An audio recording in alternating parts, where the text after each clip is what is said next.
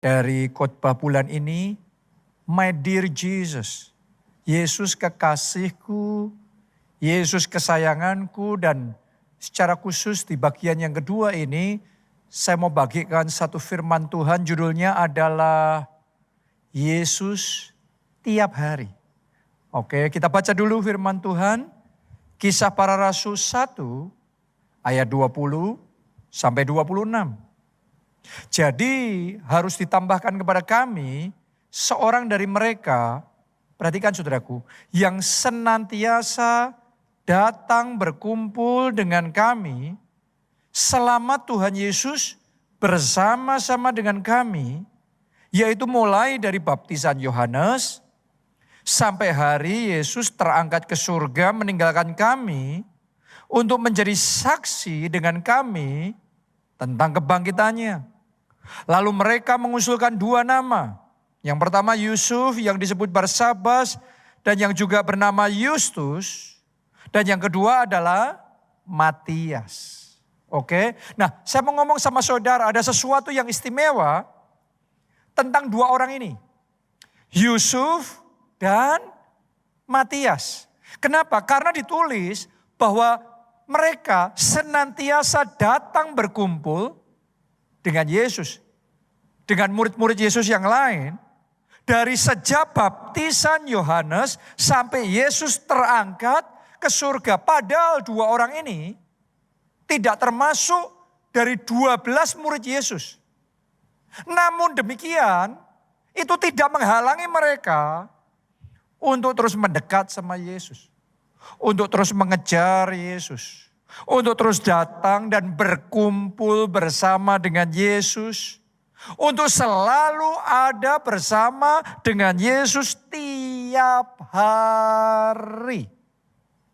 Nah ini artinya level kehausan roh yang mereka punya jauh lebih banyak daripada semua orang yang lain. Kalau saudara pelajari dalam Alkitab, Anda akan menemukan bahwa banyak orang datang di KKR-KKR-nya Yesus.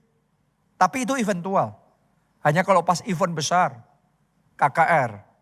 Ya, mungkin ada juga orang yang caranya datang kepada Yesus adalah di perayaan-perayaan tertentu. Di zaman kita sekarang, berapa banyak orang Kristen yang datangnya, carinya Yesus kalau pas Natal. Kalau pas Paskah.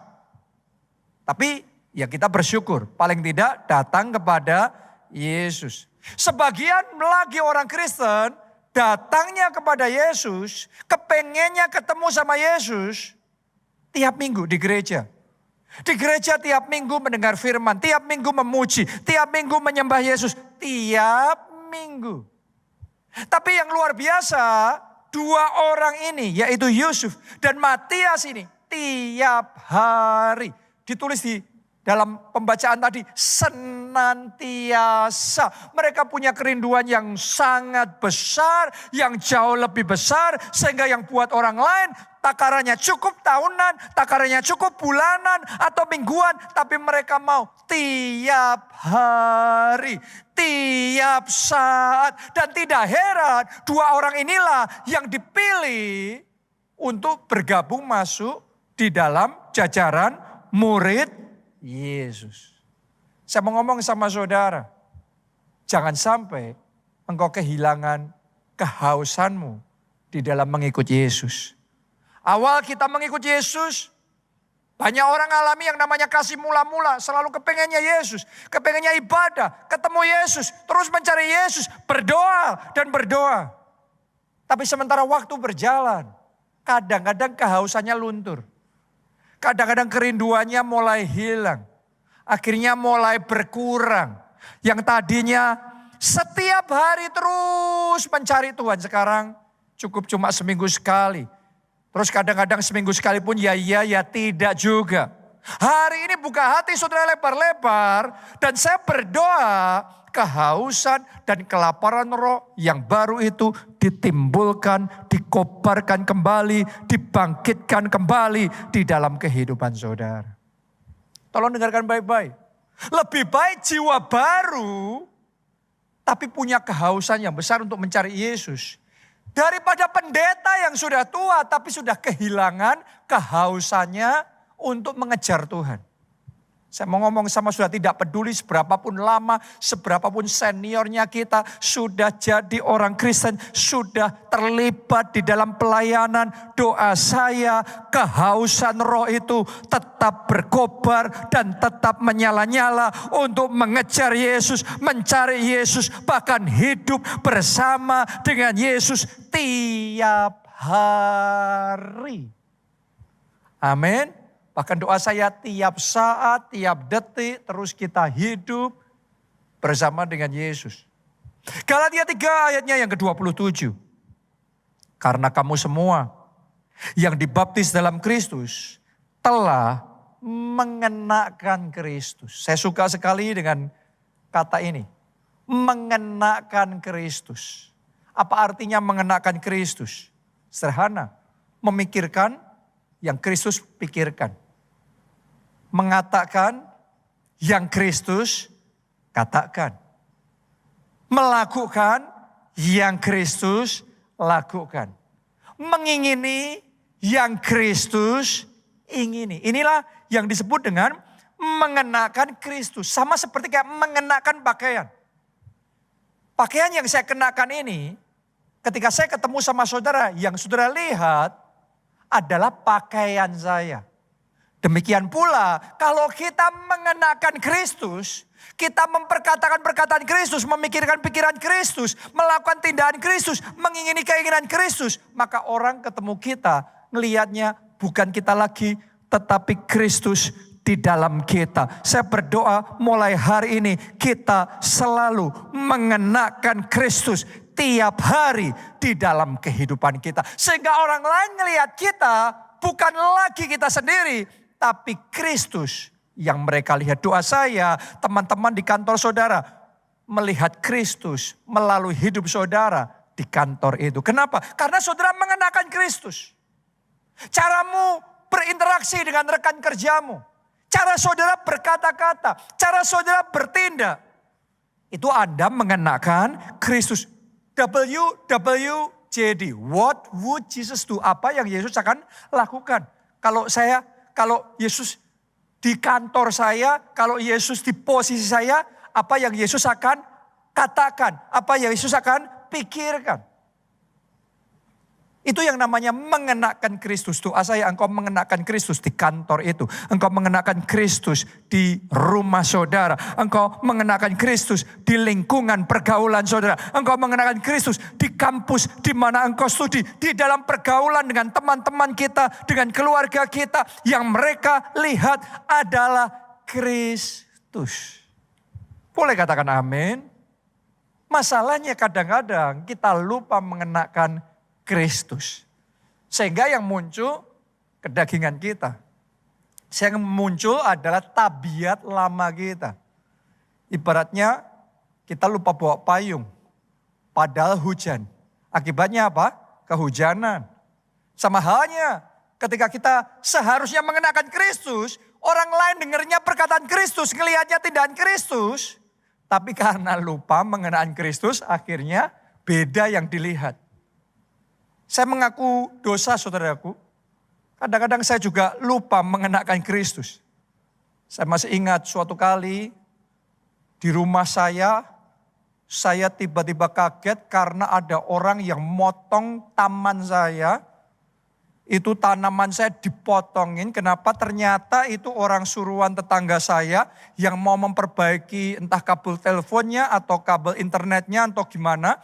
Melewati area saya. Tapi cara memperbaikinya adalah dengan memangkas habis tanaman saya. Jadi dipotong itu. Sampai akarnya terpisah semuanya. Ya pasti mati.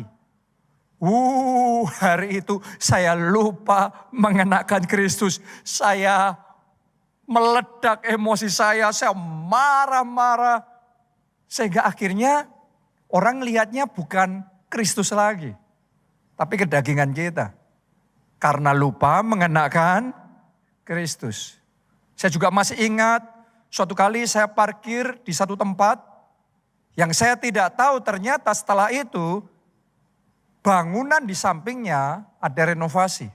Nah tukangnya bekerja gak hati-hati, itu batu-batu yang dari atas jatuh ke mobil saya. Akibatnya mobil saya jadi kena, mobil saya jadi cacat. Akhirnya saya lupa mengenakan Kristus. Saya emosi, meledak amarah saya marah-marah. Akhirnya yang dilihat oleh orang adalah bukan Kristus, tapi saya. Walaupun setelah itu saya menyesal sekali saudaraku ya. Kadang kita gitu ya, kita kelepasan, tapi setelah itu kita ingat dan kemudian kita menyesal. Tapi hari ini, apapun itu, masing-masing dari kita punya pengalaman yang beda-beda. Di rumah kadang-kadang orang tidak melihat Kristus, tapi orang melihat kedagingan kita. Di tempat kerja kadang orang tidak melihat Kristus, tapi melihat kedagingan kita. Di kampus kadang orang tidak melihat Kristus, tapi melihat kedagingan kita. Hari ini mari buka hati lebar-lebar dan terima pesan firman Tuhan ini. Kenakan Kristus tiap hari dalam kehidupan saudara. Mari kita baca Galatia 2 ayatnya yang ke-20.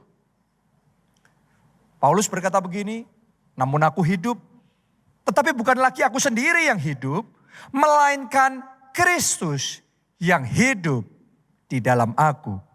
Dan hidupku yang kuhidupi sekarang di dalam daging adalah hidup oleh iman dalam Anak Allah yang telah mengasihani aku dan menyerahkan dirinya untuk aku. Tadinya Paulus hidup sendiri. Terus kemudian mengenakan Kristus. Dan sekarang maju lagi. Sekarang dia sudah jadi satu dengan Kristus. Sehingga dia ngomongnya, hidupku ini bukan aku lagi. Tapi Kristus di dalam aku. Artinya manunggal nih. Union dengan Kristus. Doa saya sepanjang bulan ini, sementara kita terus belajar tentang Yesus Kristus. Doa saya kita semua dibawa makin manunggal, makin union dengan Yesus dalam kehidupan kita. Dan saya yakin semakin kita ini manunggal dengan Yesus, semakin manifestasi Kristus nyata dalam hidup kita. Dan transformasi akan terjadi dalam hidup kita. Pertanyaannya transformasi apa saja yang akan kita alami kalau kita hidup sama Yesus tiap hari. Kalau saudara hidupnya tiap hari sama Yesus pasti berubah hidupnya. Pasti ada transformasi. Dan yang pertama yang Anda alami adalah transformasi roh terlebih dahulu. Karena itu yang prime-nya. Itu yang paling utamanya. Ketika saudara mendekat sama Yesus, Anda mulai doa tiap hari. Anda mulai memuji, menyembah Yesus tiap hari. Membangun hubungan dengan Yesus tiap hari. Membaca dan merenungkan firman-Nya Yesus tiap hari.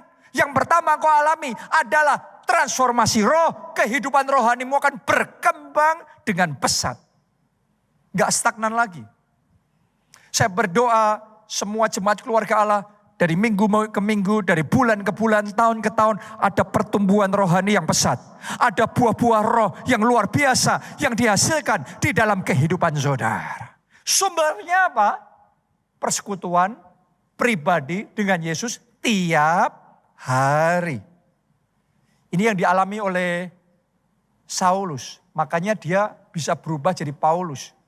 Karena Jesus every day. Relationship-nya sama Yesus tiap hari.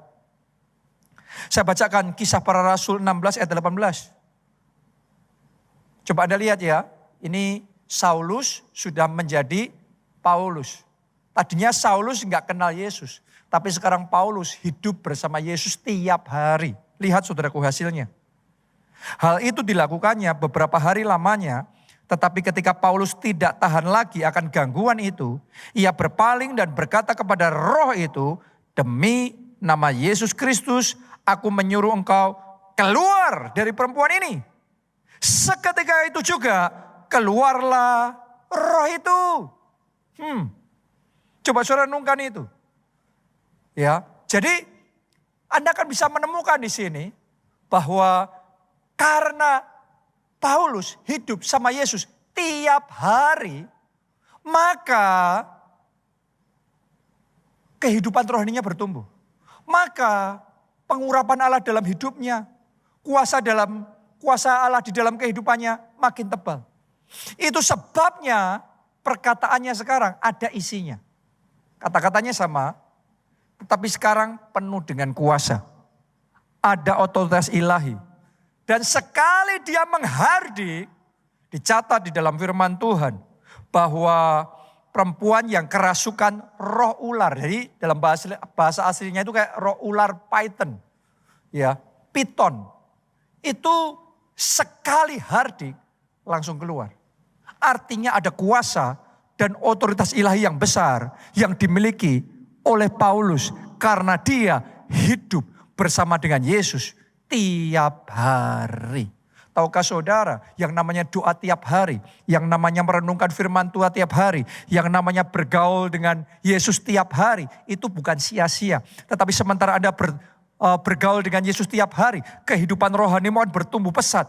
Pengurapan Allah dalam hidup saudara akan bertambah besar. Kuasa Allah yang diberikan dalam hidup saudara akan bertambah tebal. Sehingga doamu yang sama, perkataanmu yang sama, tindakanmu yang sama. Sekarang powernya berbeda, kuasanya berbeda, hasilnya berbeda, terobosannya berbeda, kemenangannya berbeda. Kenapa? Ada transformasi roh yang besar yang Anda alami di dalam kehidupan saudara. Mungkin sama seperti perempuan itu yang waktu itu dililit oleh roh piton ini. Karena itu dia mulai mengucapkan perkataan-perkataan tenung ya. Karena dikuasai oleh roh ular piton ini. Kadang-kadang dalam hidup kita ada yang namanya peperangan-peperangan rohani tertentu. Bisa jadi saat ini ada peperangan rohani yang Anda hadapi. Ada roh piton yang sedang menyerang dan melilit keuangan saudara. Sehingga akhirnya Anda terpojok dengan yang namanya pinjol, pinjaman online. Atau pay later, buy now, pay later. Dan itu kayak melilit keuangan saudara, menghancurkan dan menghabisi segala sesuatunya. Itu kayak ya sifatnya kayak roh ular piton yang melilit, menyerang dan menghancurkan. Atau bisa jadi yang saat ini diserang adalah kesehatan saudara. Dengan penyakit yang ganas. Dengan kanker yang sangat mematikan itu.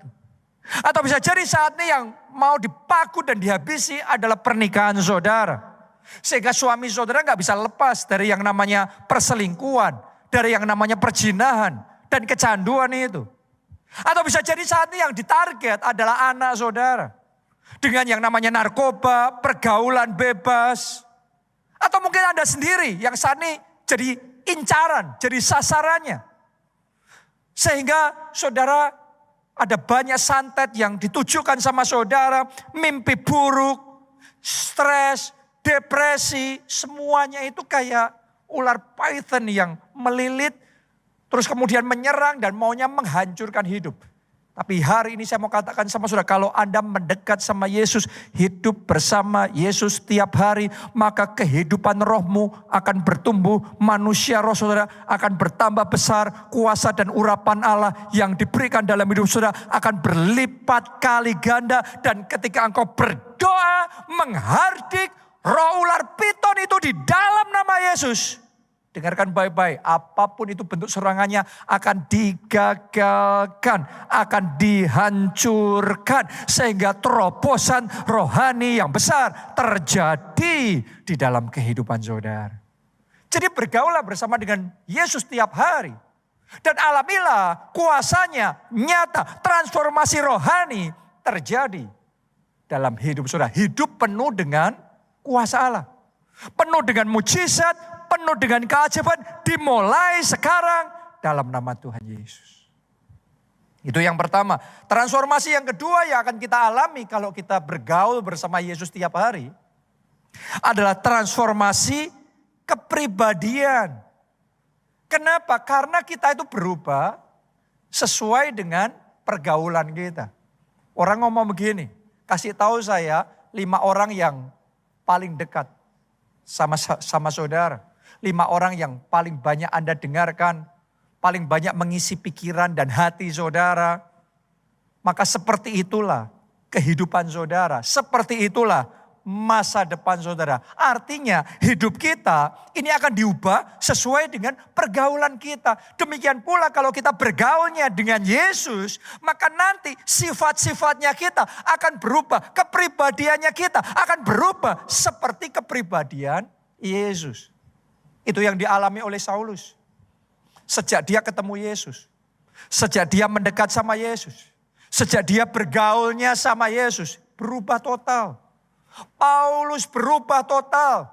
Tadinya Saulus, sekarang berubah jadi Paulus. Pribadi yang baru. Orang lihatnya bukan Saulus yang lama. Orang lihatnya Paulus yang baru. Itulah pribadi karakter ilahi Kristus Yesus ada di dalam kehidupannya. Mulai muncul satu demi satu.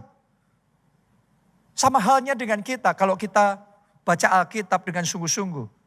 Terus kita bergaul dengan Yesus, maka hari demi hari sifat kita, kepribadian kita akan mulai dibentuk. Sama seperti kepribadian Yesus. Yesus itu di satu sisi tegas, di sisi yang lain dia hangat. Ya kadang orang hanya dapat tegasnya saja, tapi dingin. Kadang orang hanya dapat hangatnya saja, tapi enggak tegas. Makin kita bergaul sama Yesus, kita punya dua-duanya, kita punya lengkap. Di satu sisi kita tegas, di sisi yang lain ada kasih, ada kehangatan. Doa saya, papa-papa di tempat ini jadi pribadi yang tegas tapi penuh dengan kehangatan. Para pemimpin di tempat ini, para direktur, para CEO di tempat ini, saudara tegas tetapi punya kasih, ada kehangatan karena kepribadian Yesus terpancar di dalam kehidupan saudara. Yesus ini pribadinya dia tulus. Tapi dia tidak mengizinkan dirinya diakali, dipermainkan oleh orang lain. Makanya Tuhan Yesus mengajarkan kita harus tulus seperti merpati, cerdik seperti ular. Ada orang itu hanya tulus saja, tapi enggak cerdik. Makanya diakalin terus. Ada orang yang cerdik, tapi enggak tulus. Malah bahaya, ngakali orang, mencelakakan orang. Tapi kalau saudara bergaul bersama dengan Yesus, tambah dan tambah dekat, hari demi hari Anda akan tambah cerdik. Tambah cerdik, tambah cerdik. Bukan cuma itu aja, hari demi hari, hati saudara motivasinya akan tambah dimurnikan. Tambah tulus, tambah murni ada dalam hidup saudara. Jadi tulus seperti merpati, cerdik seperti ular. Dan Tuhan pakai saudara untuk melakukan perkara-perkara yang luar biasa. Hal itu hanya bisa terjadi kalau kita bergaul bersama dengan Yesus tiap hari. Anda boleh baca dalam Alkitab, nanti saudara akan menemukan lagi kepribadian Yesus. Di satu sisi dia berani memberi kepercayaan yang besar kepada orang lain, kepada murid-muridnya. Tapi di sisi yang lain dia tidak mau mempercayakan dirinya kepada mereka. Nah banyak orang serba curiga sama orang lain. Tapi ada sebagian lagi yang tidak pernah bisa mendelegasikan, mempercayai orang lain. Kita butuh keseimbangan. Di satu sisi harus berani memberi kepercayaan kepada orang lain. Tapi di sisi yang lain kita harus tahu hanya Tuhan yang bisa kita percaya. Karena itu jangan percayakan dirimu kepada manusia. Jadikan Yesus andalan saudara. Jadikan Yesus pengharapan dan pertolongan. Satu-satunya sahabat sejati yang bisa dipercaya di dalam kehidupan saudara. Nah perubahan kayak gitu terjadinya kalau kita bergaul bersama dengan Yesus. Pak Obaja, gembala kita juga sama. Waktu masih remaja karena masalah yang dia alami. Akhirnya dia punya kepribadian yang minder, pemalu. Nah ini sudah kayak terbentuk, kayak tercetak. Situasinya yang membentuk seperti itu. Sampai kalau ada keluarga yang datang ke rumah, harusnya kan ditemuin. Tapi tidak. Malah sembunyi di kamar. Di bawah kolong ranjang. Kenapa? Karena mindernya. Karena rendah dirinya. Karena saking pemalunya. Sampai akhirnya dia berjumpa dengan Yesus. Yesus jamah hidupnya. Dan sejak Pak Obadja terima Yesus sebagai Tuhan dan Juru Selamat, Pak Obadja mulai hidup mendekat dengan Yesus. Mulai hidup bergaul karib tiap hari dengan Yesus. Dan ternyata sifat pun, orang dunia ngomong watak gak bisa berubah, sifat gak bisa berubah. Tetapi di dalam Yesus semuanya bisa dirubah. Pak Obadja yang tadinya minderan, yang begitu pemalu, sekarang terima impartasi sifat ilahi dari Yesus. Yesus itu berani seperti singa dari Yehuda. Dan keberanian seperti singa dari Yehuda, itu yang diimpartasikan kepada Pak Obadja. Sehingga rasa mindernya dihancurkan. Semua yang menghalangi, membatasi dia untuk bisa maju lebih lagi di dalam rencana Tuhan dihancurkan. Dan Tuhan berikan keberanian seperti singa Yehuda. Sehingga Pak Obadja berani untuk maju, berani untuk melayani, berani untuk jadi berkat buat banyak orang, berani untuk jadi saksi Kristus sampai ke bangsa-bangsa. Kenapa? Karena ada impartasi kepribadian ilahi Yesus yang diimpartasikan dalam hidupnya. Saya berdoa kita semua hari demi hari kepribadiannya makin serupa dengan Yesus. Makin segambar dan serupa dengan pribadi Yesus. Tidak kita tetap sama. Sekian lama ikut Yesus tapi gak ada perubahan. Mulai hari ini orang lihat kita. Orang lihat Yesus. Orang dengar perkataan kita. Orang dengar perkataan Yesus. Orang ngerasain pribadi kita. Orang semakin merasakan ada kepribadian Yesus. Yang semakin terpancar jelas. Dan semakin kuat di dalam kehidupan kita. Yang ketiga, kalau kita bergaul bersama dengan Yesus, kita mengalami yang namanya transformasi perkataan. Saudara harus ngerti loh, perkataan kita ini perlu untuk dirubah. Kenapa? Kita baca dulu Yakobus 3 ayat 7-8. Semua jenis binatang liar, burung-burung serta binatang-binatang menjalar dan binatang-binatang laut dapat dijinakkan dan telah dijinakkan oleh sifat manusia. Ayat 8. Tetapi tidak seorang pun yang berkuasa menjinakkan lidah. Ia adalah sesuatu yang buas, yang tidak terkuasai, dan penuh racun yang mematikan. Makanya banyak orang dalam hidupnya karena gak bisa menguasai lidah, akhirnya muncul banyak konflik. Bermasalah sama keluarganya sendiri. Bermasalah sama anaknya, sama orang tuanya. Bermasalah sama rekan kerjanya di kantor. Bermasalah sama sesama jemaat di gereja. Sesama teman kelompok sel, teman pelayanan. Di mana-mana masalah. Kenapa? Urusan lidah. Karena firman Tuhan sendiri yang ngomong ini gak gampang dijinakkan. Ini buas lidah itu kayak buas yang tidak terkuasai, penuh racun yang mematikan. Tapi saya punya berita baik buat saudara.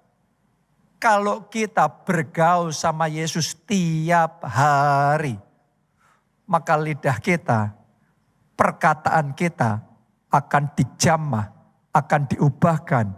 Perkataan Yesus akan diberikan dalam perkataan kita. Kita baca Yohanes 12 ayatnya yang ke-49. Sebab aku berkata-kata bukan dari diriku sendiri, tetapi Bapa yang mengutus aku, dialah yang memerintahkan aku untuk mengatakan apa yang harus aku sampaikan. Lihat, jadi karena Yesus bergaul tiap hari, tiap saat sama Bapa, dia berkata-katanya bukan dari dirinya sendiri, tapi memperkatakan yang Bapa suruh dia perkatakan, suruh dia sampaikan.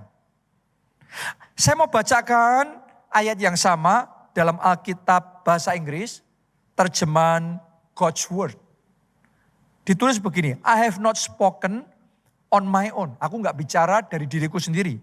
Instead, tetapi, the Father who sent me, Bapa yang mengutus aku, tells me what I should say and how I should say it.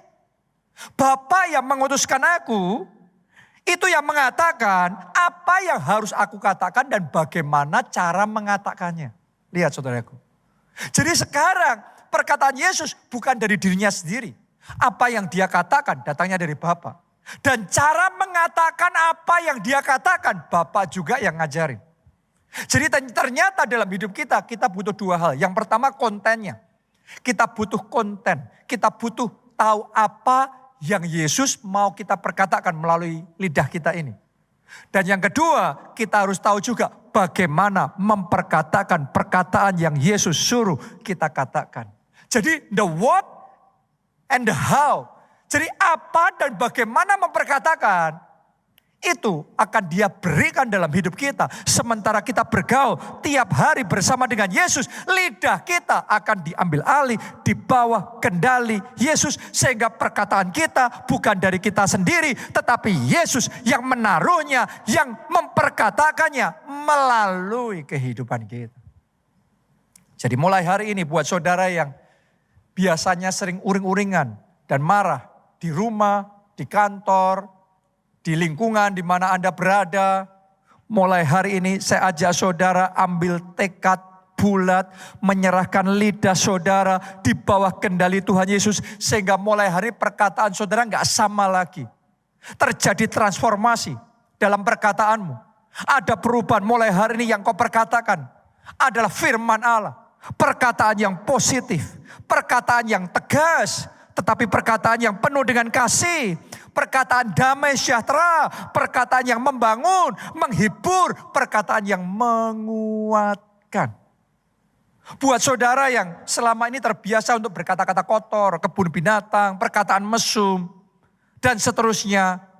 Mulai hari ini ambil komitmen lidah saudara sepenuhnya di bawah kendali Tuhan Yesus. Mulai hari ini yang keluar dari perkataan saudara, kontennya datangnya dari Tuhan Yesus. Dan cara mengatakannya seperti yang diajarkan oleh Tuhan Yesus. Perkataannya lemah lembut, perkataannya positif. Atmosfernya bagus. Karena kontennya, the what-nya, apa yang harus kita katakan dan bagaimana memperkatakan. Asalnya dari Tuhan Yesus. Oke? Buat saudara yang biasanya menyindir-nyindir, perkataannya tajam, didengar orang lain, orang jadi gampang kepahitan, sakit hati karena perkataan kita yang begitu tajam. Saya ajak saudara berdoa dan serahkan lidah saudara sama Tuhan Yesus. Supaya mulai hari ini ada transformasi yang terjadi. Mulai hari ini perkataan kita, perkataan yang baik. Perkataan kita, perkataan yang penuh dengan kasih. Perkataan yang indah, yang membesarkan hati, yang menghibur dan menguatkan banyak orang. Itu transformasi dalam perkataan. Yang keempat sekarang, kalau kita bergaul dengan Yesus, maka kita akan mengalami yang namanya transformasi hikmat. Artinya hikmat kita nggak sama lagi. Tapi kita diajarin, ada transfer hikmat dari Yesus. Sehingga kita bisa tahu apa yang harus kita lakukan. Kita tahu perkataan seperti apa yang kita harus ucapkan. Kita tahu siapa yang harus kita ketemui. Jalan apa, solusi gimana yang harus kita ambil untuk mengatasi situasi yang sedang kita hadapi saat ini. Semuanya itu butuh hikmat dari atas. Kalau saudara bergaul dengan Yesus tiap hari, selalu akan ada hikmat tiap hari tersedia dalam hidup saudara. Kita baca Kisah Para Rasul 22 ayatnya yang ke-25. Tetapi ketika Paulus ditelentangkan untuk disesah, berkatalah ia kepada perwira yang bertugas, bolehkah kamu menyesah seorang warga negara Rom, apalagi tanpa diadili? Sampai di situ. Saudara harus tahu kisah ini. Sebenarnya waktu itu Paulus sudah ditangkap, hendak disesah, hendak dianiaya. Jadi keadaannya sangat terdesak. Tapi di dalam keadaan yang terdesak itu tiba-tiba dia kepikir dan dia dapat satu ide, dapat satu hikmat untuk berkata, bolehkah kamu menyesah seorang warga negara Rom apalagi tanpa diadili? Karena undang-undangnya pada waktu itu untuk warga negara Rom gak boleh langsung asal, harus pengadilan dulu, keputusan baru boleh ada hukuman seperti itu. Tapi mereka langsung lompat. Awalnya gak kepikir. Sekarang tiba-tiba dalam kondisi yang kritis itu hikmat muncul. Kepikir saudaraku, yang tadinya gak muncul, sekarang muncul. Begitu dia berkata-kata, situasi berbalik, orang kaget. Ternyata ini warga negara Rom. Waduh, kita sudah berbuat salah. Itu prajurit-prajurit yang di situ langsung minta maaf. Langsung tiba-tiba berubah jadi baik. Jadi hikmat yang didapatkan oleh Paulus sanggup membalikkan keadaan. Saya mau ngomong sama saudara, kalau engkau bergaul dengan Yesus tiap hari, itu bukan sesuatu yang sia-sia. Anda akan menikmati hikmat yang diberikan Yesus selalu tersedia dalam hidup saudara. Sepanjang hari ketika engkau berurusan dengan orang-orang di sekelilingmu, ketika engkau harus menghadapi masalah-masalah yang terjadi di dalam keluarga, dalam kesehatan, di dalam pekerjaan. Saya mau katakan sama saudara, engkau tidak dibiarkan sendiri, tapi Yesus akan memberikan hikmat. Dan dengan hikmat itu terjadi pembalikan keadaan. Saat saudara negosiasi, Yesus bisa kasih hikmat loh. Sehingga Anda negosiasinya kayak dapatnya, dealnya, jadinya kayak nggak masuk akal. Tiba-tiba bisa dapat separuh harga, kayak nggak mungkin kan. Masa nawar sampai separuh harga, dapat lagi. Tiba-tiba malah dapat dikasih. Loh, lucu kan saudaraku? Tapi kalau saudara belum pernah ngalami kayak gitu, mungkin Anda nganggap nggak masuk akal. Anda harus tahu, satu situasi yang sama, di-approach dengan hikmat yang berbeda, hasilnya berbeda. Negosiasi yang sama, Anda cuma negosiasi polosan dibandingkan negosiasi dengan hikmat dari Yesus, hasilnya pasti berbeda. Karena itu hari ini minta hikmat dari Tuhan. Saat engkau negosiasi, minta hikmat dari Yesus. Saat Anda menemui jalan buntu, jangan cuma diam, panik, terus kemudian putus asa. Saya ajak saudara datang kepada Tuhan untuk mengajari saudara apa yang harus Anda katakan. Siapa yang harus Anda temui? Solusi seperti apa yang harus engkau lakukan? Begitu Tuhan kasih satu hikmat dari Yesus sanggup membuat pintu-pintu yang tertutup jadi terbuka di dalam kehidupanmu. Itu hikmat yang dari Yesus. Very powerful. Para pengusaha, kalau saudara kalah bersaing, sehingga terus omset saudara menurun, grafiknya mulai turun semuanya, dan Anda ngerti, kalau nggak ada perubahan habis nih. Doa sama Tuhan, minta hikmat sama Yesus. Mendekat dan bergaul, hidup bersama Yesus tiap hari. Maka Tuhan akan memberikan impartasi hikmat kepada saudara. Dan dengan hikmat yang Yesus ajarkan, Yesus akan membuat saudara bisa melihat kesempatan yang tidak dilihat oleh orang lain. Kesempatannya ada, tapi yang lainnya nggak tahu. Anda sendiri yang tahu, Anda sendiri yang bisa melihat itu. Dan ketika engkau lakukan, engkau kerjakan kesempatan itu, tiba-tiba Anda mengalami lompatan yang lebih besar, yang tidak diperhitungkan sebelumnya oleh kompetitor saudara. Tapi Anda mengalami terobosan dan kemajuan berlipat kali ganda, jauh lebih besar. Anda yang harusnya hampir habis, hampir bangkrut, sekarang malah naik tinggi dan mengalami kemuliaan Tuhan yang luar biasa. That is the power of wisdom from Jesus. Karena itu terima hikmat dari Yesus, Anda akan melihat bagaimana kuasanya bekerja dahsyat di dalam hidup saudara. Yang terakhir, yang kelima, kalau kita bergaul bersama dengan Yesus tiap hari, maka kita akan mengalami transformasi sikap dan tindakan kita. Ini yang dialami oleh Paulus. Tadinya namanya Saulus, sangat kejam, sangat brutal, egois, dan sering mengorbankan orang. Tapi begitu dia bergaul bersama dengan Yesus, semuanya berubah. Saulus jadi Paulus. Paulus yang penuh kasih, yang siap berkorban buat orang lain. Lihat berubah saudaraku. Tadinya ngorbanin orang, nyelakain orang, tapi sekarang siap korban, siap celaka buat orang lain. Kenapa? Karena memang bergaulnya sama Yesus. Makanya perbuatannya pun berubah, tindakannya pun ditransformasi. Sama halnya dengan saudara dan saya, semakin kita bergaul dekat sama Yesus, hidup dekat sama Yesus, kita juga akan mengalami transformasi di dalam perbuatan kita.